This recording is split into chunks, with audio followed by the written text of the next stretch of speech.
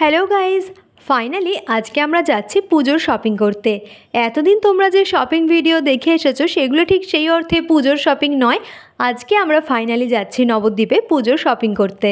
ওখানে গিয়ে আমরা প্রথমেই চলে গেছিলাম নবদ্বীপে বাটার যে নতুন শোরুমটা হয়েছে সেখানে। তো এখানে গিয়ে দেখলাম এখানের কালেকশন কিন্তু বেশ ভালো রয়েছে। তারপর চলে গেছিলাম খাদিমসের শোরুমে।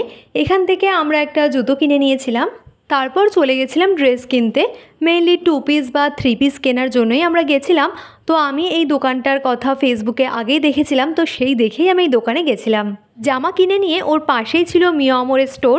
তো সেখান থেকে আমি একটা চিকেন সসেস নিয়ে নিয়েছিলাম আর বোন নিয়েছিল একটা পেস্ট্রি। তারপরে চলে গেছিলাম আমার জন্যে জুতো দেখতে। আমি এমনি সিম্পল সবসময় পরার জুতোই খুঁজছিলাম, তো সেরকমই বেশ কয়েকটা ট্রাই করছিলাম। জুতো কিনে নিয়ে দেখলাম রাস্তার পাশে একটা দোকান বসেছে যেখানে এরকম টেবিল ক্লথগুলো পাওয়া যাচ্ছিল।